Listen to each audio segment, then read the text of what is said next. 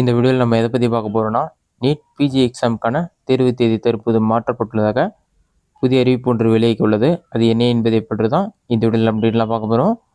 இதுதான் தற்போதையான அப்டேட். இதில் என்ன சொல்லியிருக்காங்கன்னா, நீட் தேர்வு ஒத்திவைப்பு ஜூன் 15ஆம் தேதி நடைபெற இருந்த முதுகலை நீட் தேர்வு ஒத்திவைக்கப்பட்டுள்ளதாக அறிவிப்பு.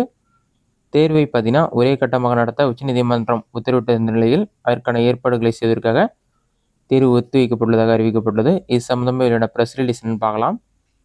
இது வந்து National Board of Examination Medical Science New Delhi தான் வெளியிட்டிருக்காங்க. வெளியான டேட் பார்த்தீங்கன்னா 2/6/2025 நோட்டீஸ் சொல்லி மென்ஷன் பண்ணிட்டு சப்ஜெக்ட் வந்து conduct of NEET PG 2025 recording சொல்லி மென்ஷன் பண்ணிட்டு honourable Supreme Court of India in WGB number 456/2025 National Board of Examination in Medical Science and Wars has ordered that we accordingly direct the respondent to make necessary arrangement for holding the NEET PG 2025 examinations in one shift, duly ensuring that complete transparency is maintained and secure centers are identified and commissioned.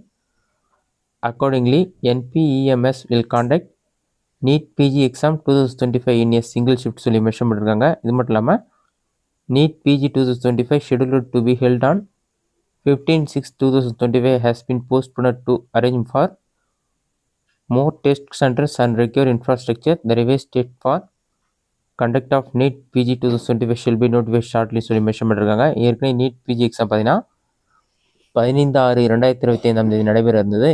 இந்த எக்ஸாமை தற்போது post பண்ணிக்கிறதா சொல்லியிருக்காங்க. இது மட்டும் இல்லாமல் விரைவில் பார்த்தீங்கன்னா இதற்கான ரிவைஸ் பண்ண டேட் வந்து வெளியிடப்படும்.